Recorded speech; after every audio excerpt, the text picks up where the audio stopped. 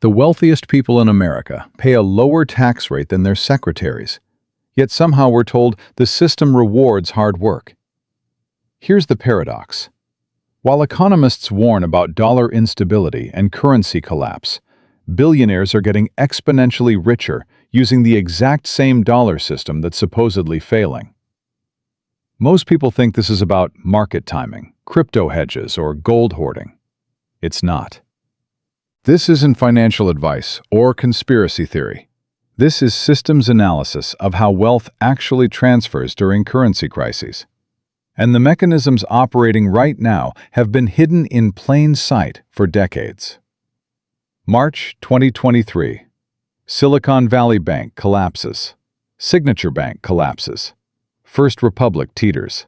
The financial media erupts with panic about banking system stability, deposit insurance limits, and systemic risk. Ordinary Americans watch their savings accounts, terrified. Then, within 72 hours, something remarkable happens. The wealthy don't lose a single dollar.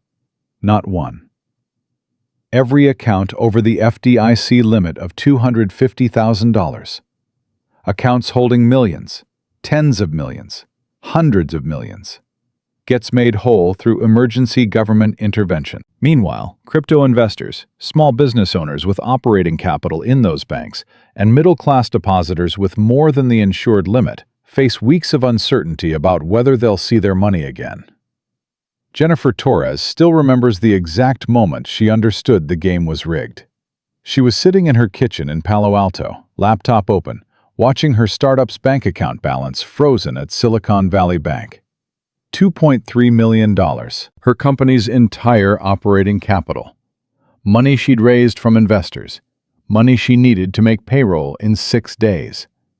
Money she'd worked 16-hour days for 3 years to accumulate.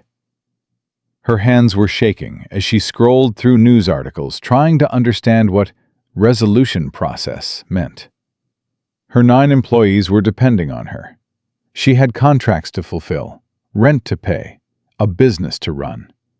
And her money was just gone. Inaccessible. While she sat there, paralyzed with fear, reading about orderly wind-down procedures, she saw another headline. Venture capital firms with accounts at the same bank were already being assured by Treasury officials that they'd have full access to funds by Monday morning. Not some of their funds, all of it. Accounts worth $50 million, $200 million, $1 billion. Protected. Guaranteed. While she sat in her kitchen, wondering if her company would survive the week, contrast that with David Chen. He's a partner at a venture capital firm in San Francisco. His firm had $87 million at Silicon Valley Bank when it collapsed on Friday. By Sunday evening, he received a call from a Treasury Department liaison, not someone he'd ever met, just someone who had his number, informing him that all deposits would be honored, no cap, full protection. He didn't lose sleep. He didn't panic. He made himself a cocktail, watched a movie, and went to bed. Monday morning, every dollar was accessible.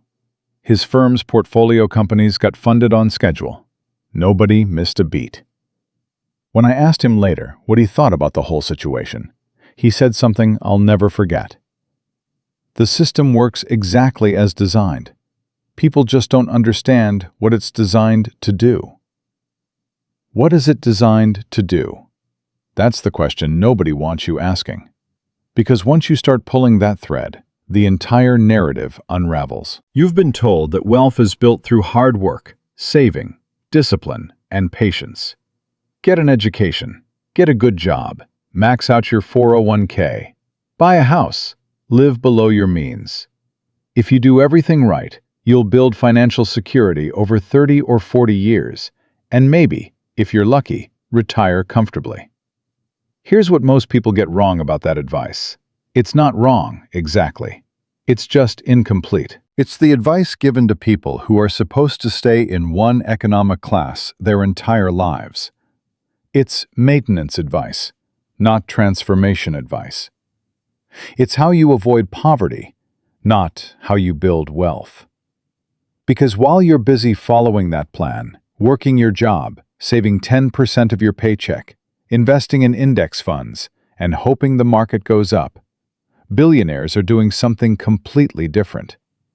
They're not saving. They're not working for paychecks. They're not investing in 401s.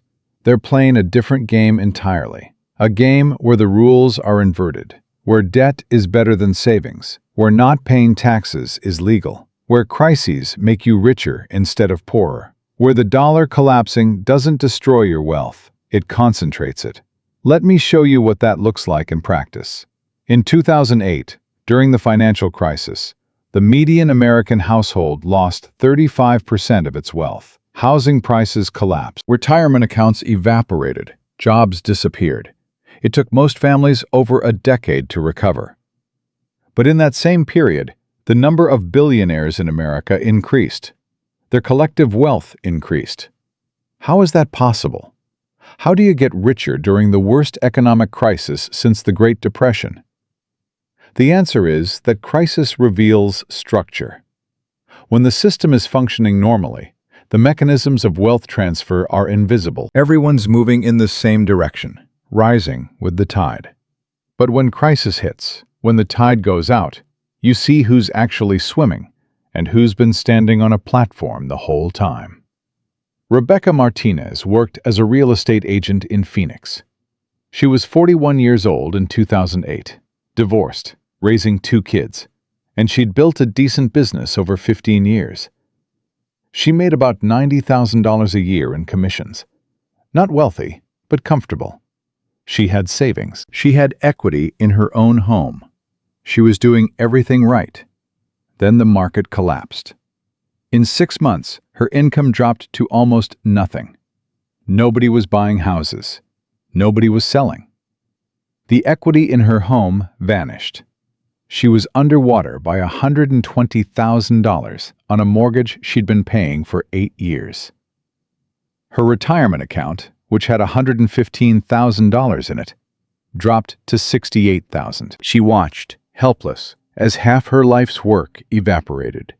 She tried to refinance, but the banks wouldn't talk to her. She tried to get a loan modification, but the process took months and went nowhere. By 2010, she'd lost the house to foreclosure. Her credit was destroyed. She had to move into a rental apartment. She started over from almost nothing at age 43. Now contrast that with someone like Steve Schwartzman, CEO of Blackstone Group. When the 2008 crisis hit, Blackstone had access to cheap credit from the Federal Reserve, loans at near zero interest rates. They used that credit to buy thousands of foreclosed homes, the same homes people like Rebecca had lost. Bought them for pennies on the dollar, turned them into rental properties, and when the market recovered, sold them at enormous profit or kept them as cash-flowing assets. Schwartzman's personal wealth increased by billions during this period. He didn't cause the crisis, but he was positioned to profit from it in ways that someone like Rebecca never could have been. Why? What's the difference? It's not intelligence. It's not work ethic. Rebecca worked her ass off. It's not even luck. It's structure. It's understanding how the system actually operates and having the capital to exploit that understanding when opportunity appears. Here's the question you should be asking. If the dollar is in trouble, if we're heading towards some kind of currency crisis or economic instability, who's going to end up like Rebecca? And who's going to end up like Schwartzman? Because that crisis is being telegraphed right now. Central banks globally are buying gold at record rates. The BRICS nations are developing alternative payment systems. The dollar's share of global reserves is declining. National debt is at levels that would have been unthinkable 20 years ago. Whether it happens in 2 years or 10 years, some kind of monetary reset is coming. And when it does, the same pattern will repeat. Most people will lose wealth. A small group will consolidate it. Not because they're smarter or harder working, but because they understand the 5 mechanisms that transfer wealth during crisis. mechanisms that have been tested through every economic collapse in modern history. Mechanisms that are legal, documented, and completely invisible to anyone who hasn't studied how billionaires actually operate. Michael Rodriguez thought he was prepared. He was 56 years old, owned a small manufacturing business in Ohio, employed 32 people, had about $4 million in net worth, mostly in his business and his home. He'd survived previous recessions. He considered himself financially savvy. When inflation started accelerating in 2021, he did what he thought was smart. Paid down debt, built up cash reserves, locked in fixed-rate contracts with his suppliers. By mid-2023, he was sitting on $700,000 in cash, thinking he'd protected himself. But inflation was running at 8%. That cash was losing $56,000 in purchasing power per year. His fixed-rate contracts meant he couldn't raise prices even as his costs increased. And because he'd paid down his debt, he had no leverage to expand when opportunities appeared. He thought he was being conservative. He was actually guaranteeing he'd fall behind. Meanwhile, competitors who'd borrowed aggressively at low rates in 2020 and 2021, who'd locked in cheap debt before rates rose, were expanding, acquiring smaller firms, and positioning for the next cycle. That's the first open loop you need to hold in your mind. The actions that feel safe, saving cash, avoiding debt, staying small, are often the ones that lock you into permanent disadvantage. We'll come back to why. Here's the second open loop. If billionaires know a currency crisis is coming, why are they still operating in dollars? Why aren't they all in gold or Bitcoin or foreign currencies? The answer reveals something most people never consider about how wealth actually works at that level. Because the secret isn't escaping the dollar. The secret is understanding that currency collapse doesn't mean everyone loses equally. It means wealth transfers. And if you're positioned correctly, you don't just survive the transfer, you benefit from it. The same way billionaires benefited from 2008. The same way they benefited from the 1970s inflation crisis. The same way they benefit from every monetary disruption. The question isn't whether crisis is coming. The question is, which side of the transfer will you be on? To understand why billionaires get richer during currency crises, you need to understand what money actually is. Not the story you were taught in school, that it's a medium of exchange, a store of value, a unit of account. What it really is, a claim on future productivity. When you hold dollars, you're holding a promise that someone, somewhere, will do work or produce goods that you can claim in exchange for those dollars. The system only functions if people believe that promise will be honored. Now, here's what makes this fascinating. The value of that promise isn't fixed. It fluctuates based on how many promises are in circulation and how much actual productivity exists to back them up. When a government prints more money, which is what quantitative easing and stimulus spending do, they're issuing more promises without increasing the underlying productivity. Each individual promise becomes worth less. That's inflation. Not complicated, just rarely explained clearly. But here's the mechanism most people miss. Inflation doesn't affect everyone equally. It transfers wealth from people who hold cash to people who hold assets. Let me show you how this works with a simple comparison. Imagine you have $100,000 in a savings account earning 1% interest. Inflation is running at 7%. Every year, your purchasing power decreases by 6%. In 10 years, your $100,000 has the buying power of about $54,000. You didn't spend it. You saved it, did everything responsible, and you lost almost half its value. Now imagine instead you used that $100,000 as a down payment on a $500,000 rental property. You borrowed $400,000 at 4% interest. The property generates enough rent to cover the mortgage, taxes, and maintenance. Inflation is still 7%, but now, three things happen simultaneously. First, The rent you collect increases with inflation, 7% per year. Second, the property value increases with inflation. Your $500,000 asset is worth $535,000 after 1 year. Third, and this is the critical part, your debt stays fixed at $400,000, but inflation is eroding its real value by 7% per year. In real terms, you're paying back the loan with cheaper and cheaper dollars. After 10 years, the property is worth roughly $980,000. Your debt is still $400,000, but in real purchasing power, it's equivalent to only about $200,000 of today's dollars. You've built $580,000 in equity using money that lost value. This is how inflation transfers wealth from savers to asset holders. It's not a side effect, it's the mechanism. Catherine Wu understood this at age 28, which is younger than most people ever figure it out. She was working as a software engineer in Austin, making $115,000 per year. In 2019, she had $70,000 saved. Everyone told her to keep saving, build up 6 months of expenses, be conservative. Instead, she bought a duplex for $350,000, put down $25,000, rented out 1 unit, and lived in the other. The rental income covered most of her mortgage. By 2023, the property was worth $610,000. Her equity went from $25,000 to $285,000 in 4 years. She refinanced, pulled out $150,000 in cash, tax-free, and bought a second property.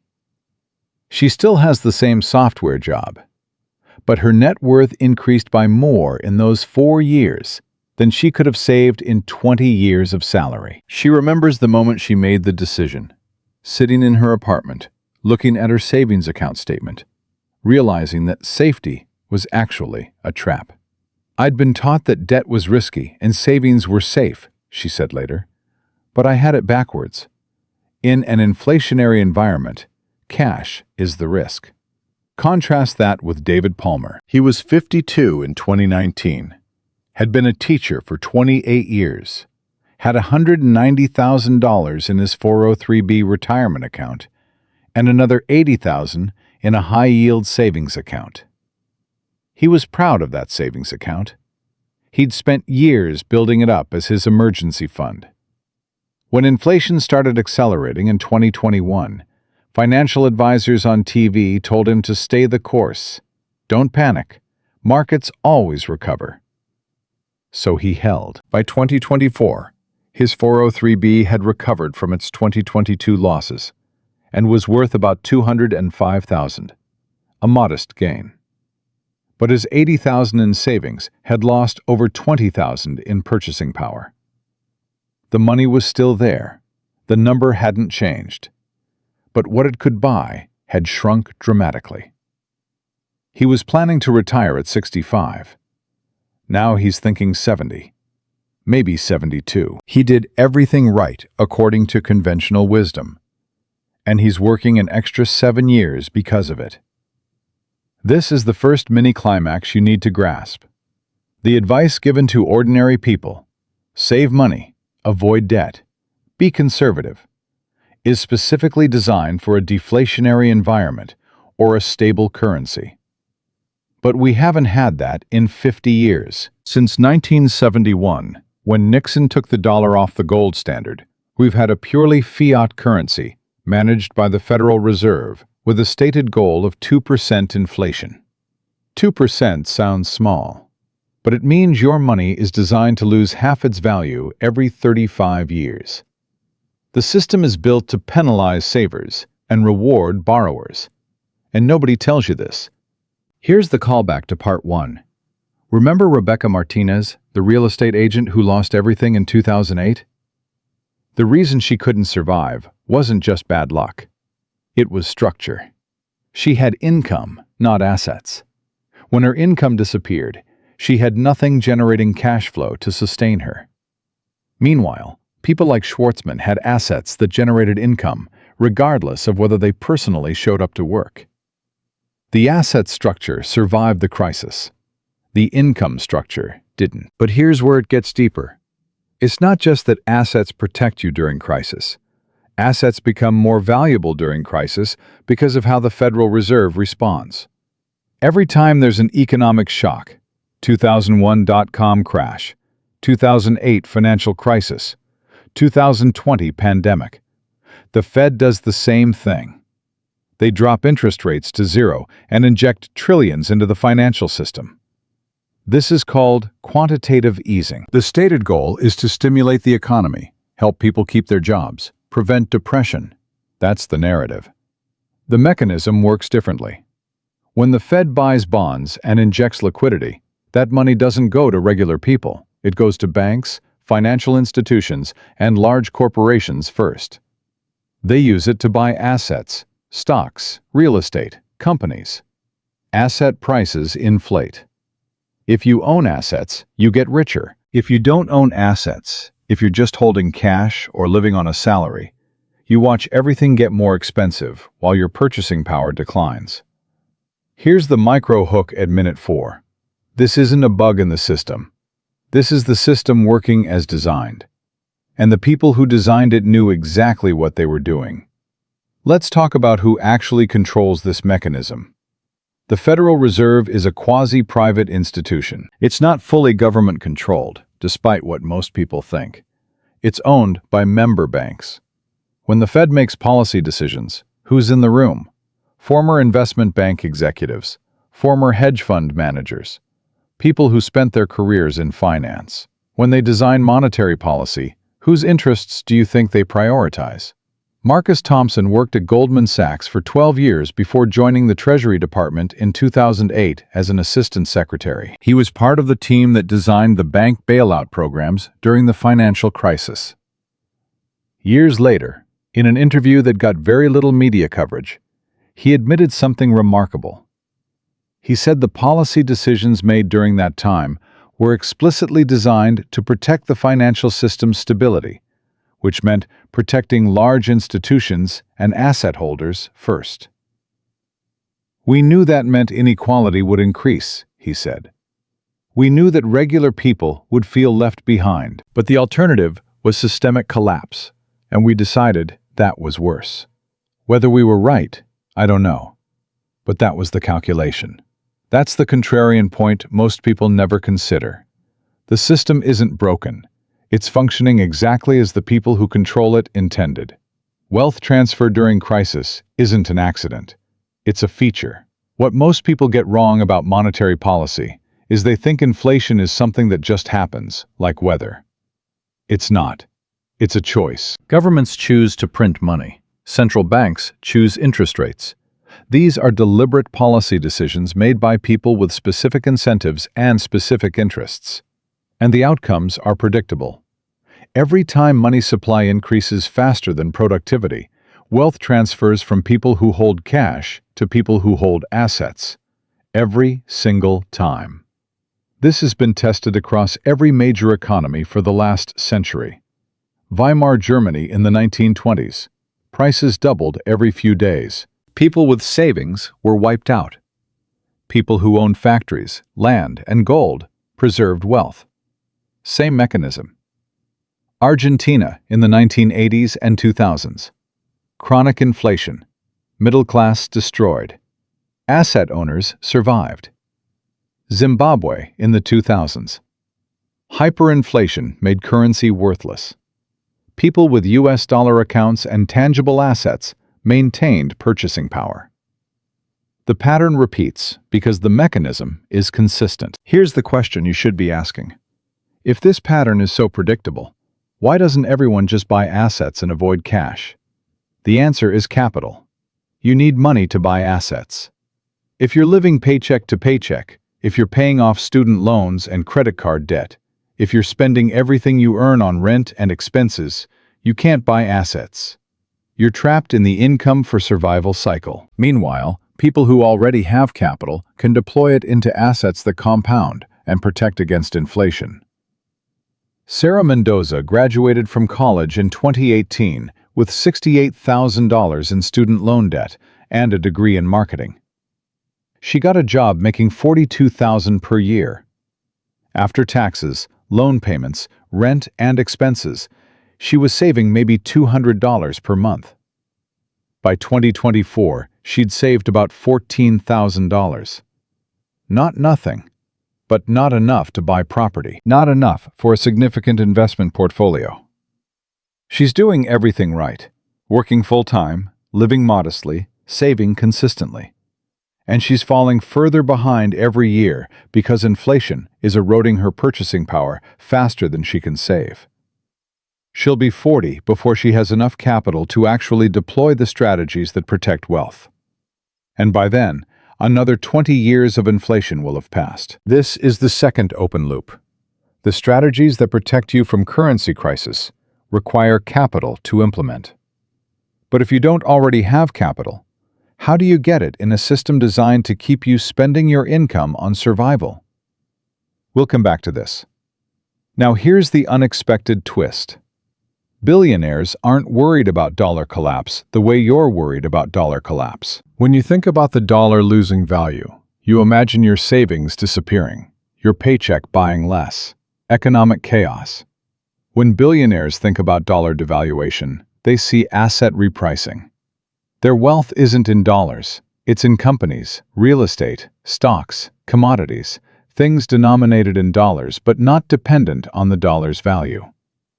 If the dollar loses half its value, their assets don't disappear, they just get repriced in the new monetary environment. A $10 million building becomes a $20 million building in devalued dollars. The building hasn't changed, the measuring stick changed. This is why billionaires can simultaneously acknowledge that the dollar faces long-term challenges while continuing to operate primarily in the dollar system. They're not trapped in dollars the way you are.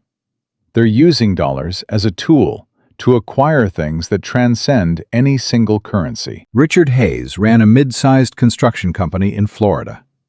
He had $12 million in revenue, employed 47 people, and thought he understood business. In 2020, when the pandemic hit and the Fed started printing money, he kept his company's reserves in cash. About $2 million sitting in business checking accounts, earning almost nothing. He thought liquidity was safety. By 2023, that $2 million had lost over $300,000 in purchasing power. Meanwhile, his competitor took the same cash position and bought 3 commercial properties, borrowing another $6 million to do it. Those properties are now worth 40% more, generating rental income and providing depreciation tax benefits.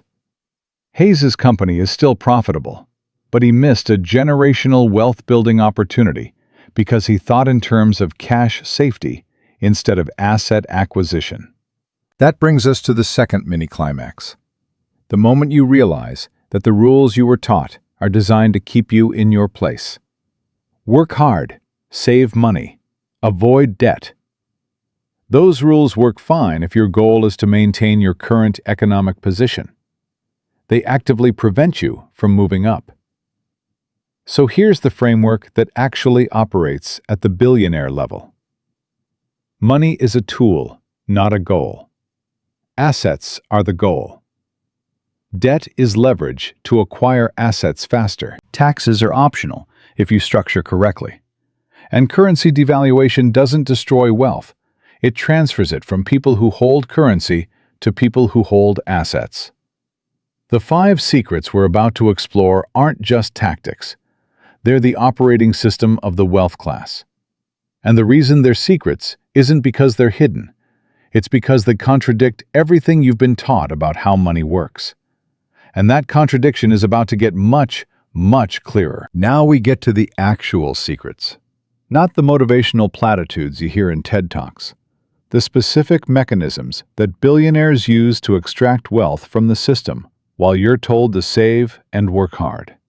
And I need you to understand something before we go further. These aren't illegal. They're not loopholes that might get closed. They're built into the foundation of how the tax code, the financial system, and monetary policy actually function. They're features, not bugs. Secret number 1. Billionaires don't work for money. They work for assets that generate money while they sleep. You've heard this before. But you need to see what this actually looks like in practice, because the scale is something your brain isn't wired to process. In 2023, the median American worker earned $54,000. That's $26 per hour for 2,080 hours of work. Every single hour of your life traded for $26. You can't scale that. There are only 24 hours in a day. Your body will break down. Your time is capped. Now, in that same year, Elon Musk's net worth increased by $95 billion. Let me translate that into terms you can actually visualize. If you worked 24 hours a day, every single day, no sleep, no breaks, no holidays, for 2,000 years straight at $26 per hour, you still wouldn't earn what Musk made in 12 months. Not because he worked a million times harder than you, because he owns assets that compound. His wealth grows exponentially. Yours grows linearly. He's multiplying. You're adding. And the gap widens every year at an accelerating rate. But here's what they don't tell you, and this is the first major twist. Musk didn't start with billions. None of them did. What they started with was the understanding that the goal isn't to make money, it's to acquire assets that make money. Once you see that, your entire financial strategy inverts. You stop asking, how can I earn more? And start asking, what assets can I acquire? James Mitchell learned this the hard way. He was a corporate lawyer in Chicago, making $280,000 per year by age 38. He felt successful. He was in the top 5% of earners.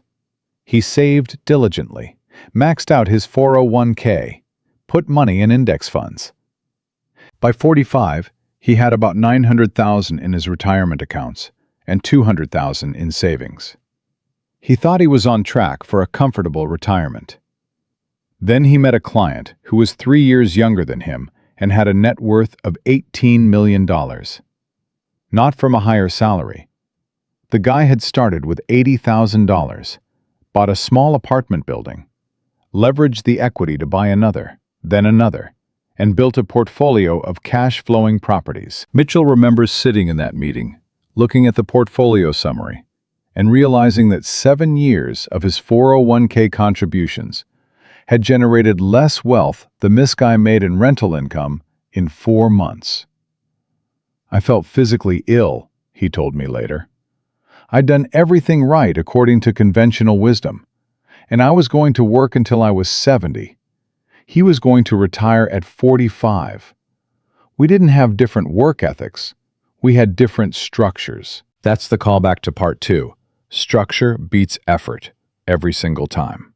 Secret number 2. Billionaires use debt as a tool. You've been taught that debt is bad. Pay it off fast. Live debt-free. And for you, that advice makes sense because the debt available to you is designed to extract wealth. Credit cards at 24% interest, student loans at 7%, car loans at 6%. These are consumer debts. They're liabilities that transfer money from your pocket to banks every month. This kind of debt keeps you poor. But billionaires don't use consumer debt. They use leverage, and leverage is completely different. Here's how it works, and pay attention because this is the mechanism that turns millions into billions. Imagine you have $100,000 in cash. You could buy one property worth $100,000, or you could put that $100,000 down on 5 properties worth $500,000 total, borrowing $400,000 at 4% interest. Those properties generate rental income. Let's say each property cash flows $2,000 per year after expenses. That's $10,000 total annually, a 10% return on your $100,000. But you're not done. The properties are also appreciating. Real estate appreciates at roughly 3 to 4% per year. On $500,000 in assets, that's $15,000 to $20,000 per year in equity growth that you didn't have to work for. Now here's where it gets beautiful. When those properties appreciate, you refinance. You pull that equity out tax-free, and this is critical. You don't pay taxes on refinanced equity and use it to buy more properties. Now you're compounding. Now you're scaling. In 10 years, your initial 100,000 has turned into millions in equity, and you're generating 6 figures in annual cash flow. This is how billionaires turn millions into billions. They use debt as a lever to multiply capital. And they do it over and over again. But here's the micro hook at minute 4. Why can they borrow at 4% while you're paying 24% on credit cards? The answer reveals the entire game. Banks assess risk based on assets and income. If you're borrowing to buy a depreciating consumer good, like a car, or to cover living expenses on a credit card, you're high risk. You have no collateral. The bank charges high interest to compensate. But if you're borrowing to buy an appreciating asset like real estate, and you already have assets as collateral, you're low risk. The bank charges low interest. The system is designed to make it expensive for poor people to borrow and cheap for rich people to borrow. This isn't an accident. This is structural. Daniel Shapiro understood this by age 29. He was making $75,000 per year as a software developer. He saved $40,000.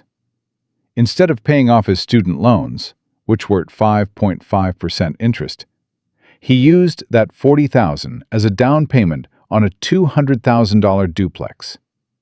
He rented out one side, lived in the other, and the rental income covered most of his mortgage. 2 years later, the property was worth $260,000. He refinanced, pulled out $50,000 in equity, tax-free, and bought another property. By 35, he owned 4 properties with a combined value of over $1 million and was generating $58,000 per year in rental income. He still had his day job, but the rental income meant he didn't need it. He'd used debt to buy time. Meanwhile, his college roommate had spent those same 6 years aggressively paying off student loans and had 0 assets to show for it. Same starting point, completely different outcomes. Contrast that with Lisa Hamilton. She's 42, works as a nurse, makes $82,000 per year. She has $38,000 in student loans and $14,000 in credit card debt. She's been paying them down for years, making extra payments, doing everything Dave Ramsey told her to do. By the time she's debt-free, she'll be 47. Then she can start saving for a down payment, maybe buy property at 50. The system gave Daniel cheap debt to build assets. It gave Lisa expensive debt that keeps her working until she's 70. Tell me again how this is about personal responsibility. Secret number 3. Billionaires pay almost no taxes. This is the rage moment. This is where you should be getting angry because the numbers are obscene. In 2021, ProPublica obtained and analyzed IRS data on the wealthiest Americans. What they found was that between 2014 and 2018, the 25 richest Americans saw their wealth increase by $401 billion. They paid $13 billion in federal income taxes. That's an effective tax rate of 3.4%. Meanwhile, a married couple making $120,000 per year pays approximately 22% in federal income tax. A single person making $60,000 pays 18%. Pause this video for a second and think about what that means. You're paying 5 to 7 times more of your income in taxes than billionaires. Not because you have better accountants, because the system is designed that way. Here's how it works. Income from labor, your salary, your wages, is taxed at the highest rates, up to 37% federally, plus state taxes. But income from investments, capital gains, dividends, is taxed at a maximum of 20%, often 15%. If you make money from work, you're punished. If you make money from money, you're rewarded. That's the structure. But it gets worse. Billionaires don't even take capital gains most of the time. They use a strategy called buy, borrow, die. Here's the mechanism, and this is the callback to part 1, where we talked about David Chen getting his Silicon Valley bank deposits protected while Jennifer Torres was frozen out.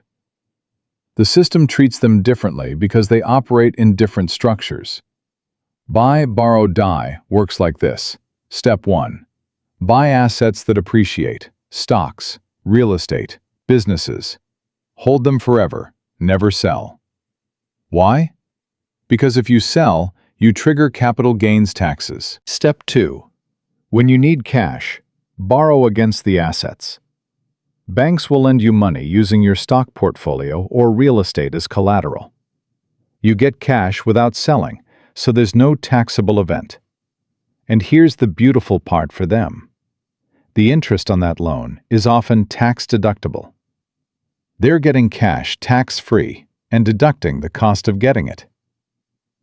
Step 3. Die.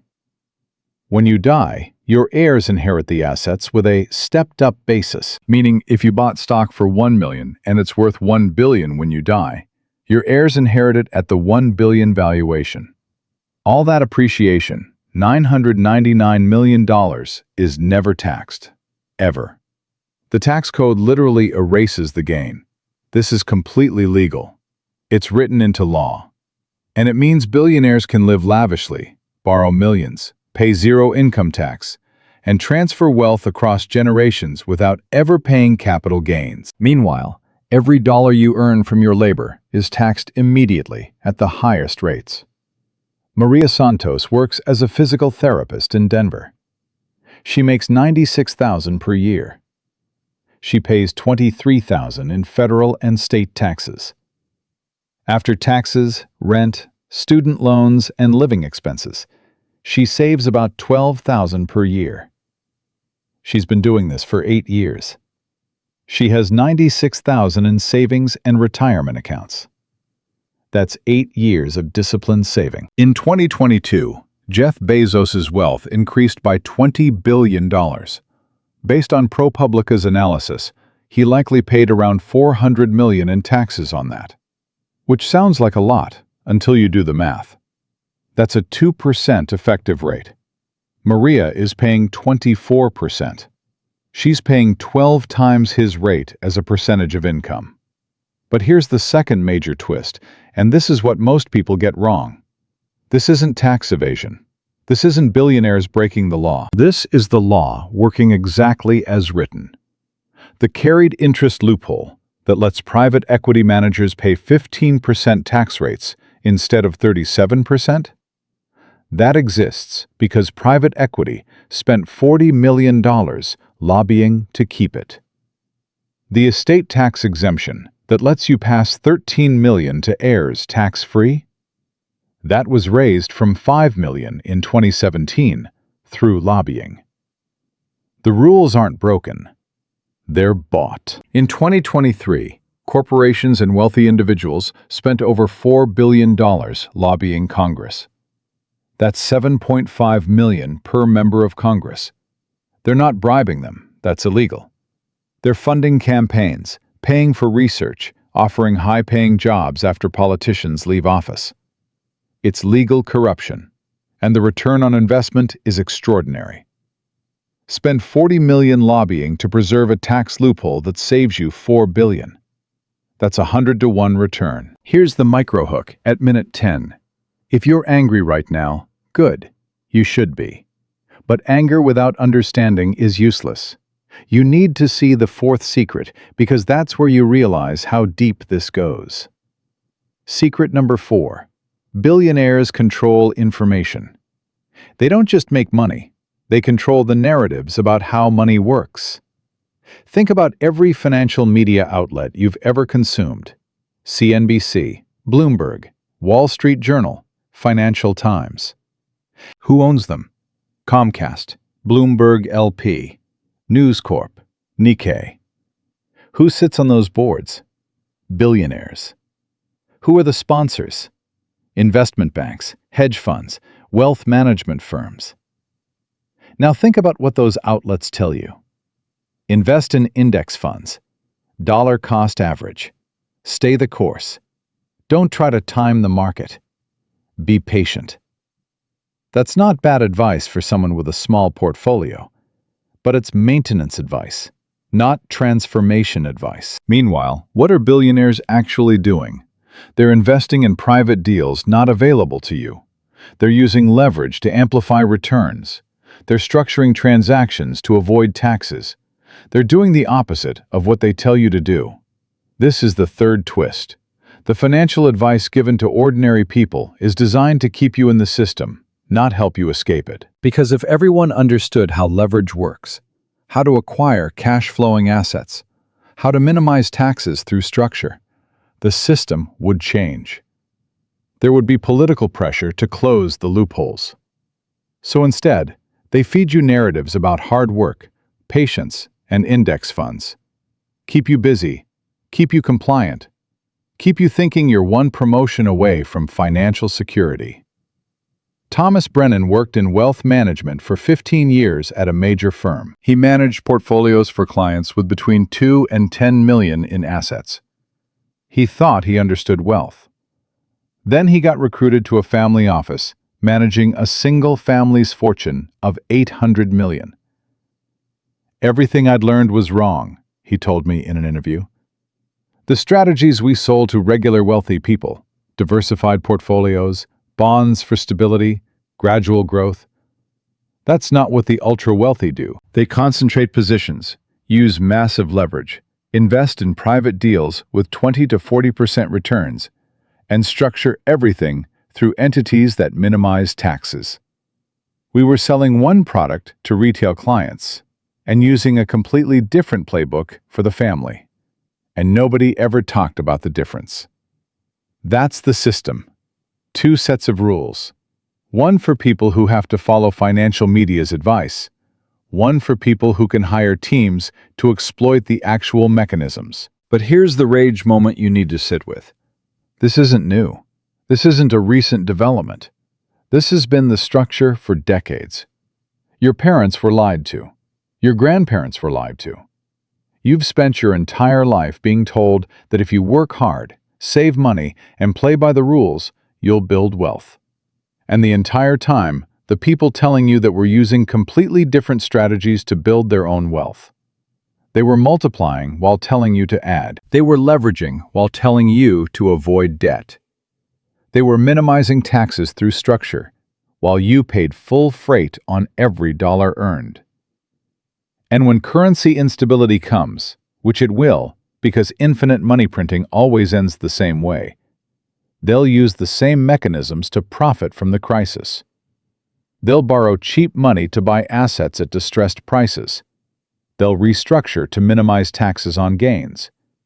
They'll control the media narrative about what's happening and why. And you'll be told to stay calm, stay invested, trust the system. Secret number 5 is the darkest one. And it's the one that explains why nothing ever changes. Because billionaires don't just build wealth, they build dynasties. And they use legal structures specifically designed to transfer that wealth across generations without ever paying estate taxes, without ever losing control, and without ever giving their descendants the option to fail. The tools are called dynasty trusts, family offices, and generational wealth planning. And once you understand how they work, you realize the game was never about this generation. It's about forever. Secret number 5. Billionaires think in generations, not years. This is the mechanism that makes inequality permanent. Most people think in terms of their own lifetime. How much can I earn before I retire? How much can I save? What will my life look like? Billionaires think in dynasties. They're building wealth that will compound for 100 years, 200 years, forever. And they use legal structures specifically designed to make that happen, while you're still trying to figure out how to afford retirement. The first tool is the dynasty trust. When you die, your assets go through probate, get hit with estate tax at 40% on amounts over 13 million, and then get distributed to heirs who might squander them. Billionaires don't do that. They put assets into irrevocable trusts decades before they die. The trust owns the assets. The billionaire no longer personally owns them, but they control the trust. They decide how money is invested, how it's distributed, who benefits. And because the trust owns the assets, when the billionaire dies, nothing goes through estate tax. The wealth passes to the next generation completely intact. But it's even more powerful than that. Some states, Delaware, South Dakota, Nevada, have abolished something called the rule against perpetuities. That means a trust can legally last forever. You can create a dynasty trust that compounds wealth for your children, grandchildren, great-grandchildren, for centuries. Here's what that looks like in practice. And pay attention, because these numbers will break your brain. Let's say you put 10 million into a dynasty trust today. It compounds at 8% per year. In 50 years, that's 469 million. In 100 years, that's 22 billion. In 200 years, that's 485 trillion. And none of it ever gets touched by estate tax, because it's inside the trust structure. This is how the Rockefellers have stayed wealthy for over a century, how the Waltons still control Walmart, how the Mars family still controls Mars Incorporated. It's not luck, it's structure. They built legal entities that can own assets, generate income, and pass wealth across generations without ever triggering the taxes that destroy normal family wealth. Now let me show you what this looks like in real human terms over decades. In 2014, Amanda Peterson was 32 years old, working as a marketing manager in Seattle, making $85,000 per year. She was doing well. She had $40,000 saved, contributed to her 401k, lived responsibly. Her financial advisor told her she was on track. If she kept saving 15% of her income and got 7% average returns, she'd have about $1.8 million by age 65. Enough to retire comfortably. She believed the plan. She followed it. 10 years later, in 2024, she's 42. She's now making $112,000, got some raises, switched jobs once. Her 401k has about $320,000 in it. Sounds good, right?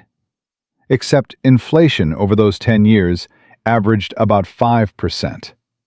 In 2000, $14, her $320,000 has the purchasing power of about $196,000. She's been saving for 10 years, and her real wealth has barely moved. She's on a treadmill, running hard, staying in place. By 2034, if patterns continue, she'll have that $1.8 million her advisor promised. But in 2014 purchasing power, it'll be worth about $900,000. She'll be 65 years old, finally able to retire. And her nest egg will buy half what she was told it would. She'll work until 70, maybe 75. She did everything right. The system just moved the goalposts while she was playing. Contrast that with Brandon Walsh. In 2014, he was 35, working in tech sales, making $90,000 per year. He had $50,000 saved.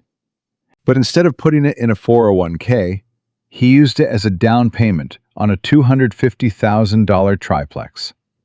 He rented out 2 units, lived in one. The rental income covered his mortgage. By 2017, the property was worth $380,000. He refinanced, pulled out $100,000 in equity, tax-free, and bought another property.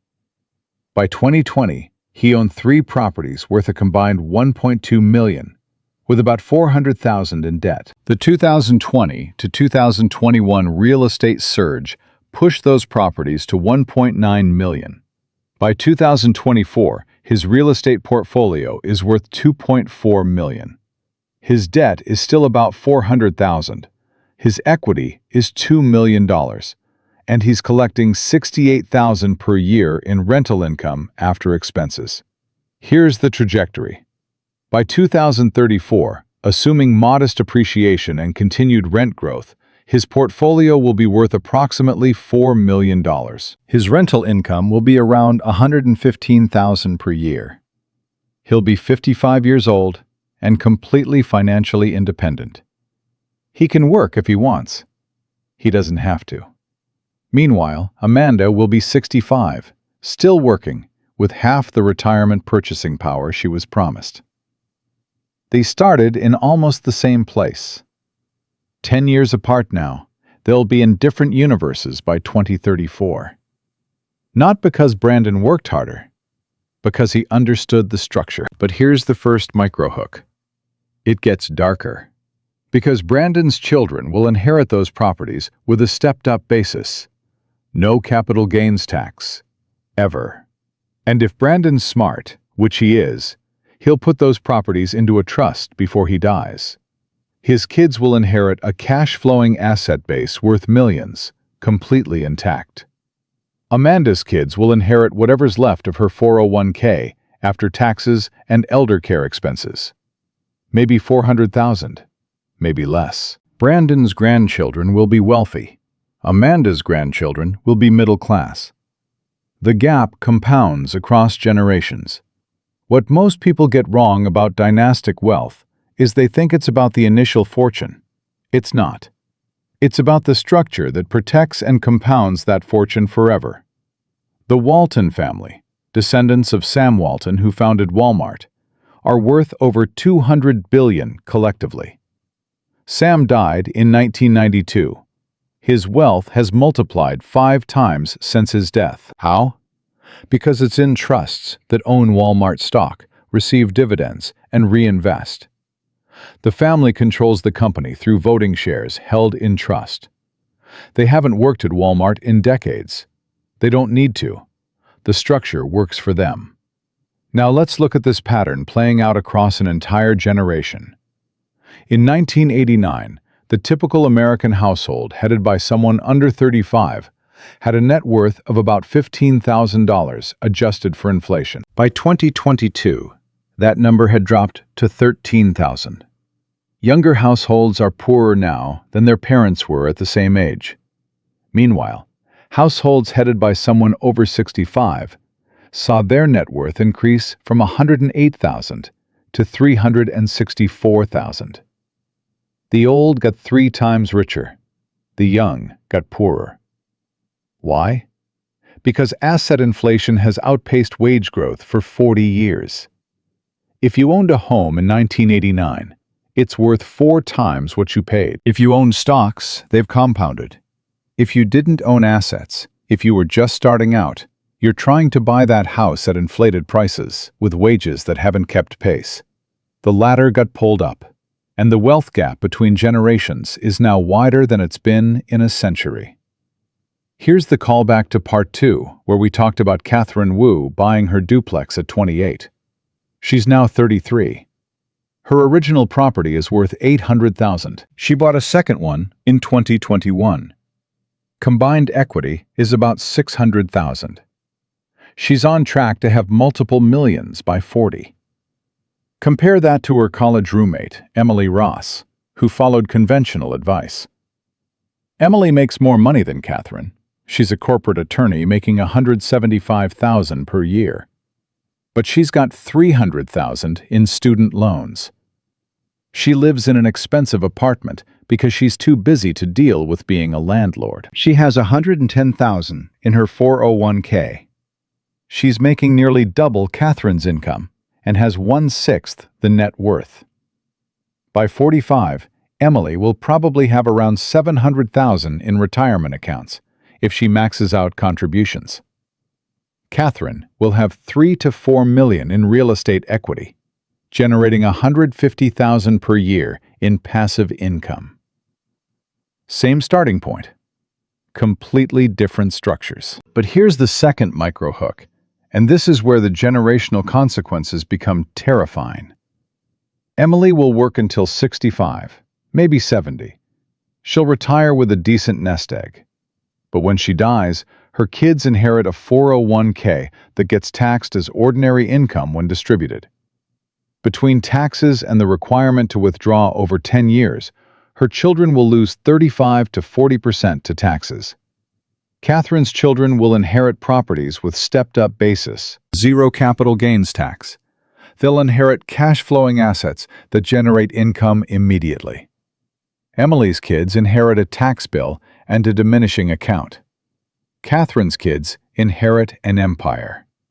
This pattern is repeating across millions of families right now, and it's accelerating. Between 2020 and 2024, asset prices surged. Real estate went up 30 to 40%. Stocks went up 60%. If you owned assets, you got dramatically richer. If you didn't, if you were saving cash, you lost purchasing power at the fastest rate in 40 years. The wealth transfer happened in 4 years. It was the largest upward wealth transfer in modern American history. And most people didn't even notice because it happened through asset appreciation, not through income. Here's the second contrarian point. This wasn't an accident. This was monetary policy working as designed. When the Federal Reserve dropped rates to zero and injected $5 trillion into the financial system during COVID, they knew it would inflate asset prices. They knew it would benefit asset holders. They did it anyway because the alternative, letting the financial system collapse, was worse for the people who control the system. But let's be clear about who benefited and who paid. Michael Torres owned a small restaurant in Austin. In March 2020, it shut down. He applied for PPP loans, got some help, managed to stay afloat. By 2021, he'd survived, but his costs had increased: food, labor, rent. He raised prices. Customers complained. His margins shrank. By 2024, after 4 years of grinding, his restaurant is worth about the same as it was in 2020. Maybe a little less. He's 51 now.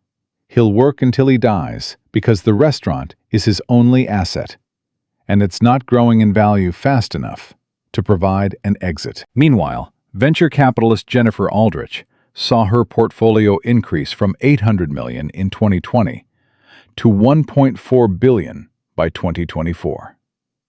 She didn't work harder. Her portfolio companies got revalued upward as cheap money flooded into tech. She made $600 million in 4 years by owning assets in a zero-interest rate environment. Her effective tax rate on that gain? About 4%, because most of it is unrealized appreciation that won't be taxed until she sells, which she won't do because she'll borrow against it using the buy, borrow, die strategy. Let me show you what this looks like extrapolated forward. In 2024, the bottom 50% of Americans own about 2% of total wealth. The top 1% owns about 32%. If current trends continue, and there's no reason to think they won't, by 2034, the bottom 50% will own less than 1%. The top 1% will own close to 40%. We're heading toward a society where half the population collectively owns almost nothing, while a tiny elite owns nearly half of everything. You think I'm exaggerating? Look at the numbers from the last 40 years. In 1989, the top 1% owned 23% of wealth. In 2024, they own 32%. That's a 9 percentage point increase in 35 years. If that trend continues for another 10 years, 40% is exactly where we're heading. And here's the callback to Part 3, where we talked about dynasty trusts. Those structures mean this wealth won't dissipate. It'll compound forever. The families that built wealth in this generation will stay wealthy for 10 generations. The families that didn't own assets will stay poor. Mobility will freeze. We're building an aristocracy, not through titles and bloodlines, through trusts and tax code. But here's the twist nobody talks about. Some countries have resisted this pattern. Germany, for example, has much stronger wealth redistribution through inheritance taxes and social programs. The wealth gap between top and bottom is still significant, but it's not accelerating the way it is in America. Why? Because they made different policy choices. They decided that dynastic wealth was socially corrosive and designed a tax system to prevent it. America made the opposite choice. We decided that protecting dynastic wealth was more important than social mobility. That wasn't an accident. That was lobbying, campaign contributions, and political will. So here's the question you should be asking. Is this reversible? Can policy change? Theoretically, yes. Practically, look at who controls the policy-making process. Look at who funds campaigns. Look at who owns media outlets that shape public opinion about taxes and wealth. The people who benefit from the current system are the same people with the power to change it. Why would they? Carlos Mendez is 28 years old right now in 2024. He's got $65,000 in student debt, makes $58,000 per year as a teacher, has $4,000 in savings. If he follows conventional advice, pay off debt, then save, then invest, he'll be debt-free by 36. He'll start building wealth at 36. By 46, he'll have maybe $200,000 in retirement accounts. By 66, maybe $1.2 million if everything goes perfectly. And by then, $1 million will buy what $300,000 buys today.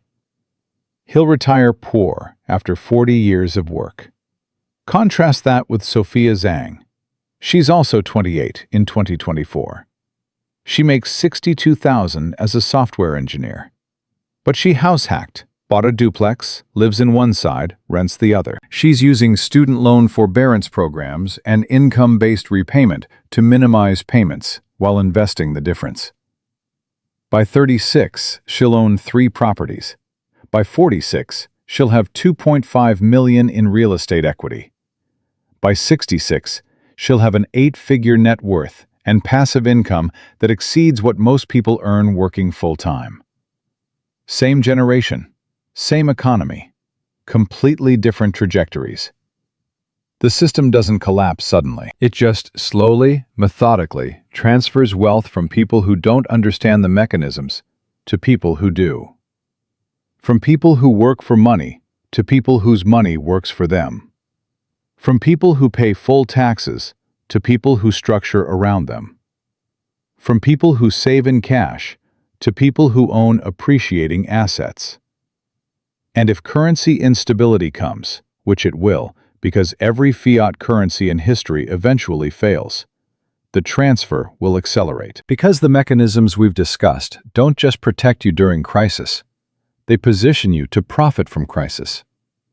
That's what happens next. So where does this leave us in 2024, heading into 2025? The dollar isn't collapsing tomorrow, but the signs are unmistakable. National debt just crossed $35 trillion. That's $105,000 for every person in America, including children. Interest payments on that debt now exceed what we spend on defense. The Federal Reserve has printed more money in the last 15 years than in the previous 200 combined. Central banks worldwide are diversifying away from dollar reserves at the fastest pace since World War II. The BRICS nations, Brazil, Russia, India, China, South Africa, are developing alternative payment systems specifically designed to bypass the dollar. This doesn't mean the dollar disappears next week. It means the architecture that supported American monetary dominance for 80 years is quietly being dismantled. And when that process completes, whether it takes 5 years or 20, the wealth transfer we've been discussing will accelerate beyond anything we've seen. Here's the callback to part 1. Remember Jennifer Torres? The startup founder whose $2.3 million got frozen at Silicon Valley Bank, while venture capitalists got immediate assurances. She eventually got her money back, but that week of uncertainty nearly destroyed her company. She had to delay payroll, lost a major client who got nervous about her financial stability. By the time the crisis resolved, the damage was done. Her company is still operating, but she's had to take on debt to recover. Meanwhile, the VCs who got protected immediately? They deployed capital into distressed startups at favorable valuations. They profited from the crisis that nearly destroyed her. That pattern, protection for asset holders, exposure for everyone else, is what happens during every financial shock. And as monetary instability increases, those shocks will come more frequently. You need to understand which side of that divide you're on. Not in theory, in structure. Here's what billionaires are actually doing right now, not what financial media says they're doing. They're borrowing massively at still relatively low rates. They're acquiring hard assets, real estate, energy infrastructure, commodities, businesses that produce essential goods.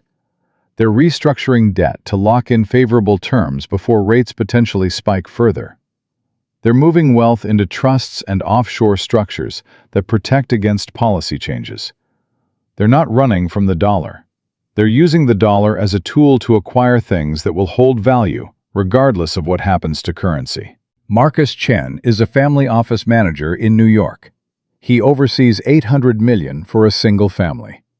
In the last 18 months, his strategy has shifted dramatically. "We've reduced cash positions to near zero," he told me in a recent conversation. "Everything is deployed into income-generating assets or inflation hedges. Real estate, energy partnerships, water rights, farmland. Things people will need regardless of monetary policy."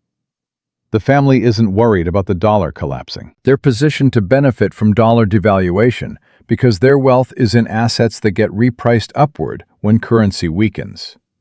Contrast that with Thomas Riley. He's 61, worked in manufacturing his entire career, has $1.4 million in his 401k and $300,000 in savings. He's planning to retire in 4 years.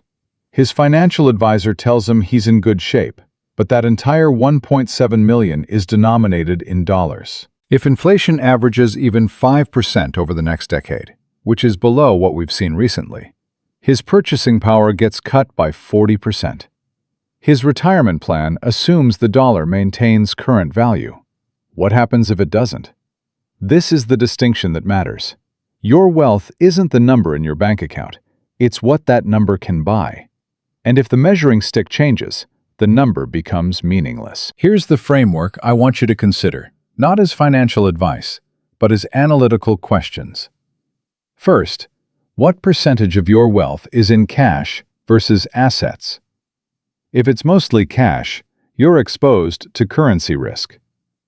Second, if your income disappeared tomorrow, how long could you survive on passive cash flow from assets? If the answer is 0 days, you don't have wealth, you have a job. Third, do you understand the tax structures that minimize your liability? Or are you paying full freight on every dollar earned? These aren't judgment questions. They're diagnostic questions. They tell you which side of the wealth transfer mechanism you're on. Let me revisit the human stories from earlier parts and show you where they are now. Remember David Palmer from Part 2? The teacher who had $80,000 in savings that lost purchasing power to inflation? He's 57 now. He recently calculated that he'll need to work until 71 to maintain his planned retirement lifestyle. He's not doing anything wrong. He's just in a structure that penalizes savers. Meanwhile, Catherine Wu, the software engineer who bought the duplex at 28, just bought her 4th property. She's 33. Her net worth is approximately $1.2 million. She makes $70,000 less per year than Palmer did at the same career stage. She'll retire at 45 if she wants. He'll work until 71. Here's the callback to Part 3, where we discussed the buy, borrow, die strategy. That mechanism is being used right now by thousands of wealthy families to extract cash without triggering taxes. The total amount of securities-backed loans, money borrowed against stock portfolios, has increased from $800 billion in 2019 to over $1.6 trillion in 2024. That's borrowed money that generates 0 taxable events. Wealthy people are pulling cash out of appreciated assets without selling, living on borrowed money, and planning to die with stepped-up basis so their heirs never pay capital gains. This isn't future planning. This is operating procedure right now. Sarah Blackwell runs a tax advisory firm for high net worth clients. Her smallest client has a net worth of $50 million. The strategies haven't changed in decades, she said. We're just using them more aggressively now because clients sense instability coming. They want to lock in favorable structures before potential policy changes. Every client is setting up trusts, moving assets into entities, maximizing depreciation deductions. We had one client last year who made $18 million in real estate appreciation and paid $4,000 in federal tax. Completely legal, just structured correctly. Here's the unexpected twist. You can use modified versions of these strategies even if you're not wealthy. You can't create a dynasty trust with $10 million. But you can create a small trust to pass assets to your kids with more favorable terms than direct inheritance. You can't borrow $100 million against a stock portfolio. But you can do a cash-out refinance on a rental property and redeploy that capital tax-free. You can't hire a family office, but you can work with a CPA who understands business structures instead of just filing W-2 returns. The mechanisms scale down. They don't disappear. This is the callback to Part 4, where we showed generational trajectories. The gap between people who understand these mechanisms and people who don't will widen dramatically over the next decade. Not because of luck, because of structure. The system is visible. The tools are accessible. Most people just never learn they exist. But here's the contrarian point I need you to understand. This isn't a call to abandon the system or prepare for collapse. The wealthiest people in the world aren't preppers building bunkers. They're participants building empires. They understand that monetary instability doesn't destroy wealth. It reorganizes it. And they position themselves to benefit from the reorganization. The question isn't whether the dollar will face challenges. It will. The question is whether you'll be positioned to survive those challenges or exploited by them. And that positioning happens now, during relative stability, not during crisis when options narrow and prices spike. Let me bring this full circle with one final story. Rebecca Martinez, remember her from Part 1? The real estate agent who lost everything in 2008? She's 62 now. She never fully recovered. She rents an apartment, works part-time, relies heavily on Social Security. The crisis didn't just set her back. It ended her wealth-building trajectory. Meanwhile, the Blackstone Group, which bought thousands of foreclosed homes during that crisis, now manages real estate assets worth over $300 billion. They profited from the exact crisis that destroyed her. That wasn't personal. That was structural. And the same structure is operating right now, preparing for the next crisis. The question you have to answer is simple. When the next disruption comes, and it will come, which side of that transaction will you be on? This isn't about predicting timing. It's about understanding systems. The 5 secrets we've discussed aren't tricks or hacks. They're the operating system of wealth transfer. Assets over income. Leverage over savings. Structure over taxes. Information control. Generational thinking. These mechanisms have worked through every economic cycle, every crisis, every currency disruption for the last century. They'll work through the next one. You won't become a billionaire by understanding this, but you can stop being a pawn in their system. You can start building real wealth that compounds across time instead of erodes. You can position your family for the transfer instead of being the one transferred from. The game is rigged, but the rules are visible, and once you see them, you can't unsee them.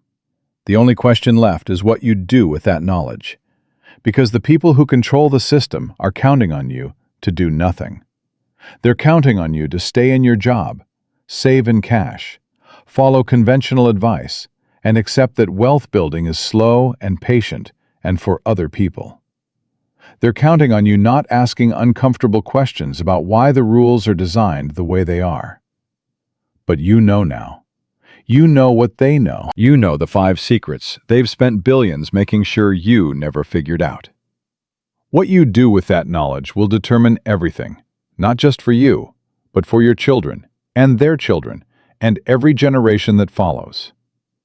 The wealth transfer isn't coming. It's happening. Every day. Every hour. While you're reading this, the only question is, which side are you on?